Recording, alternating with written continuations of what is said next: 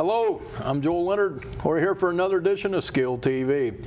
We're here, really this has been an unbelievable technology symposium that we've had here at Fayetteville Technical Community College. And we even got to see some really fascinating technologies and visualization tools that they're developing and rolling out into the curriculum here at this school. But we also invited in some experts and resources that are really pushing and pioneering some of the applications and business systems out there in the real world. And we kind of wanted them to come in to kind of see what they think about some of this, some of the applications they might be able to incorporate in the future in their businesses, but also kind of let them share what they do with the school here and the other resources so we can get a collective capacity here so we can really learn from each other's wisdom. So I've invited Alan Morris. I've known Alan since the first grade, believe it or not. Alan, thank you so much for coming out. I never thought we'd be, when we were growing up, I never thought we'd be sitting in front of a camera and having something to say, but it's a delight and an honor to have you here. Thank you.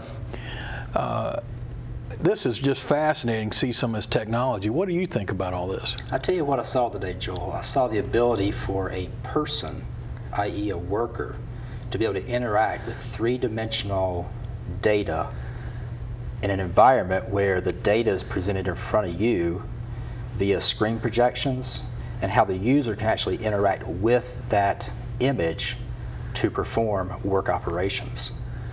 So literally equipment could be, or information could be in India, anywhere in the world, and that worker could be able to interact with that environment. It's a virtual environment.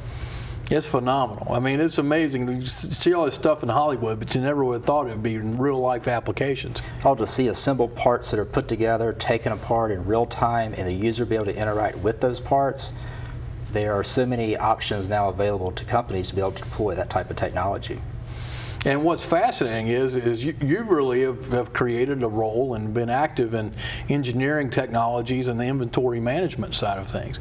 I mean, I think from a cost control perspective, companies can be able to look at some of the parts, some of the components, and be able to look at 3D images and be able to troubleshoot and identify problems and issues and actually see what their inventory levels are at different parts of the world. Sure, I'll give you an example, Joel. We have an inventory management system that we have brought to market that automates inventory tracking from the receiving to shipping processes, cycle counting, inventory movement, kitting, wave picking. And what makes us different is we've actually embedded imaging capabilities, the ability to take a picture of a part during each of those processes. Imagine this, you're at a receiving dock and you're receiving parts in to be moved to inventory, and you notice damage to a part. We enable our clients to take a picture of that part and automatically move it to QA for an inspection process. So they have a picture associated with the part, with the order in the database that is available for the users to see and have that data for an unlimited period of time.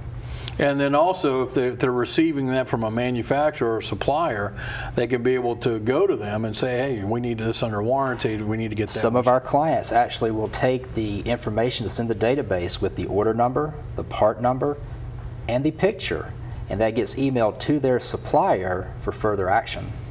That's wonderful. Well, and again, with this 3D information, there's probably even more applications that could be. Well, you get into a what-if situation. What if you had a virtualization of your warehouse and you need to find your inventory? Prospectively in the future, maybe you could walk into a virtual warehouse to find a particular part that isn't showing up in your database for some reason. What if? Yeah. And you could literally be able to make some of those decision points from your bedroom. Absolutely. What if you have a very large warehouse? Say it's several million square feet. You may know where a particular location is, but wouldn't it be quicker to see it virtually on a screen to know that you're going to direct a person to go to the proper location, thus increase efficiency, thus take less time to perform the operation? I knew bringing you here today would be productive. What if on a portable computer in the warehouse, you could realize that same virtualization? Our job is to create software that embeds technologies to increase the operational efficiency for our customers. That is our job.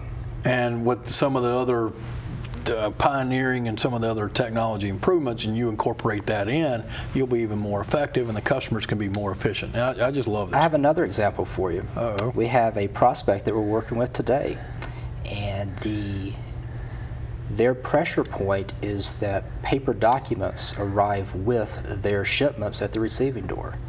They need to take a picture of the document, save that as a picture in the database that we provide, and that picture is now associated with that order. So there's certificates that come with their products, certificates of authenticity, could be a heat treatment certificate, could be a quality control certificate. Instead of hard copies being copied and sent to various people in the organization, they do a quick scan on our system